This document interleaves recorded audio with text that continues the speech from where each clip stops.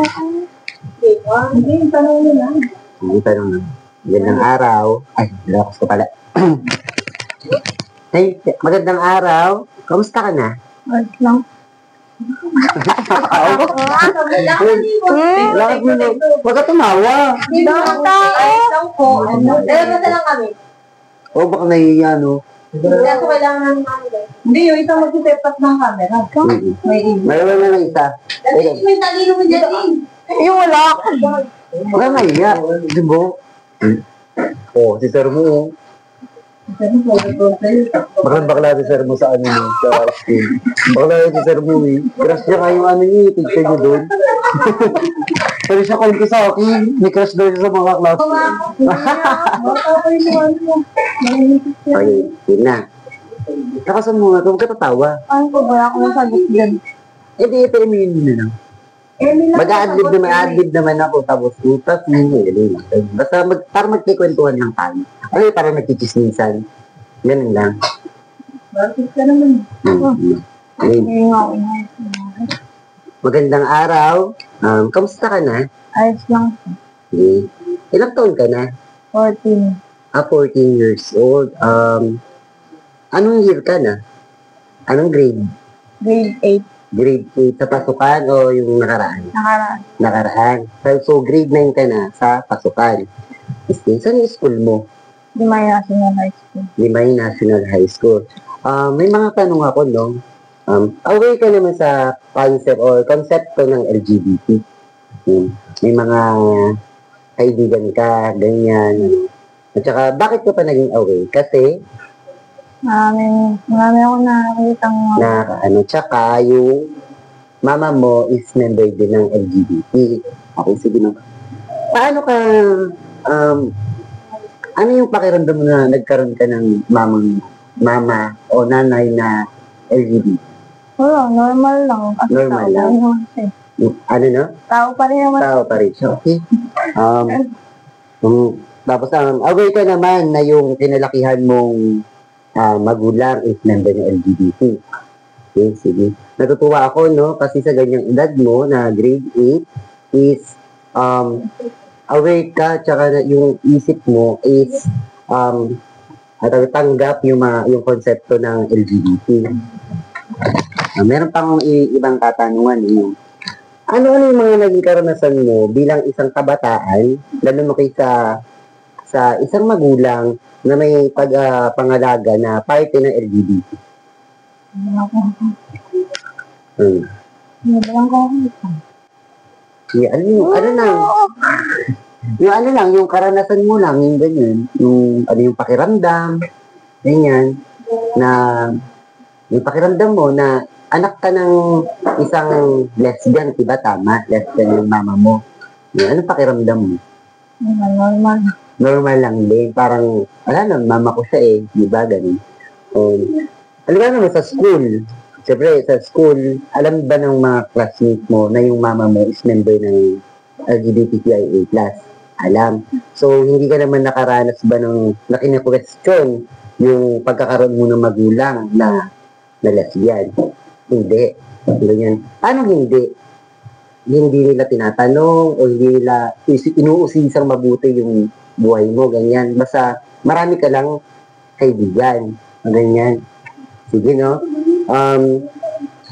Maaari mo bang ilahad yung karanasan mo, halimbawa, dito naman sa atin, labas ng paaralan, dito sa komunidad, na kung ano yung pakiramdam ng ganyan?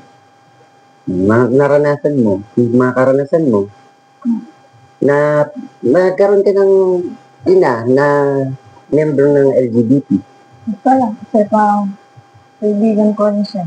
Okay.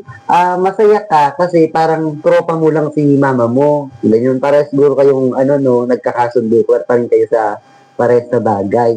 Hindi magaling. Ba, nagkaroon ka na ba ng mga hamon, ganyan, or ng mga hamon mo sa buhay, ganyan, na kasi meron kang isang ina na miyembro nito. Tapos, paano mo naman ito hinaharap? Sinasabi sa kanya, tinutulungan niya rin naman po ako. Sinasabi niya sa akin na kapag may problema ako, magsabi ako sa kanya. Hindi siya makinig na parang kaibigan. Okay, sige, mahusay.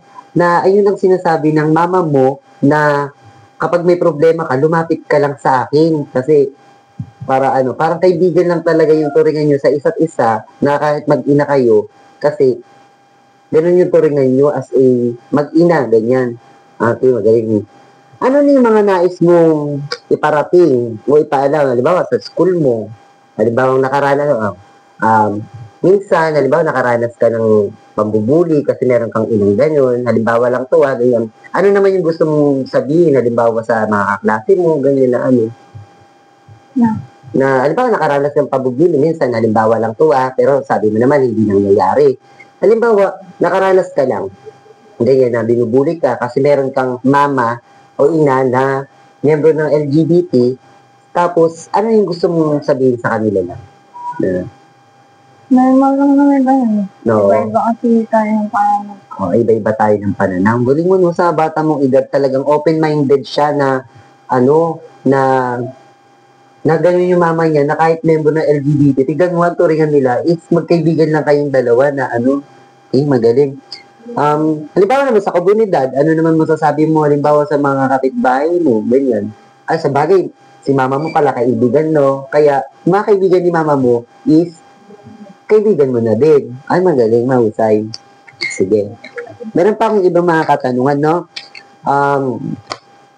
Nang malaman mo, nung habang lumalaki ka, di ba sabi mo nga, ilan taon ka na, 14 years old, habang lumalaki ka, ganyan, nung nalaman mo na parte pala ng LGBT, yung mama mo, pwede mo bang sabihin kung ano ba na-experience mo nung bata ka, ganyan?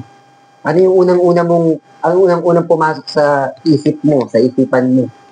Yung una po, hindi ko siya tanggap. Pinipilit ko po talaga siyang pakababain. Okay. Yun yung una mo, nung bata-bata ka pa, yung hindi ka pa nag-teenager. Pero nung lumaki po ako, unti-unti ko na po siya natatanggap. Okay, magaling. Yung as in talaga, nung una, ayaw mo. Tapos, pinipilit mo siyang magpakababae. Pero yung habang lumalaki ka, natatanggap mo na siya, hanggang sa natanggap mo na talaga siya. So, bilang isang anak, paano mo papahalagahan yung ina mo, yung mama mo, papahalagahan kahit na miyembro siya ng LGBT community? Bakit ako sa kanya na kamahal-mahal siya kahit gano'n siya? Okay, tapos supportado mo siya kahit ano man yung gusto niyang gawin sa sarili niya. Okay, sige. Halimbawa, nagkaroon naman ba ng epekto sa'yo?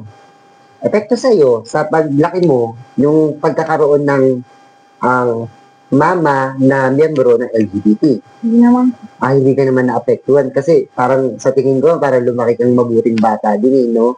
Yan. Minsan ba, tinanong mo yung sarili mo, bakit ako pa? Bakit ako pa yung nagkaroon ng mama na LGBT? Hindi mo naman kinwestiyon yun na Kasi po sobrang swerte ko. So, sobrang swerte mo sa mama mo. Kasi, na parang kaibigan ko. parang kaibigan mo. Tapos bukod doon, supportado ka talaga niya sa lahat din ng gusto mo. Kaya mahusay. Ito pa, isa pa, no? Ano naman yung mga naging hakbang ng iyong ina o yung mama mo para maging maayos yung buhay mo tapos naging mabuting tao ka nung lumaki? Yung hakbang? Yung mga naging hakbang ng mama mo na kung paano kanya napalaki ng maayos para maging isang mabuting tao. Kung sino siya parang maayos mabigay lahat ng gusto ko. Okay, nagtrabaho siya, nagpursige siya ng maayos para maibigay lahat ng gusto mo. Okay, no? Maraming salamat. Meron ka pa bang mga kaklase o kakilala sa inyong paaralan na kagaya ng sitwasyon mo? Yeah. Wala ka na. Halimbawa sa inyong magkakaklase, ikaw lang yung nag-iisa na merong mama na LGBT. Okay, no? O sige, tapos na tayo, no? Maraming salamat sa'yo. Yan. Sige, thank you. Yun lang. Bimbis na. Tapos na. Galing mo nga eh. Iyo ko po eh. Di ba tama na yung mga tanong? Thank you, ang galing.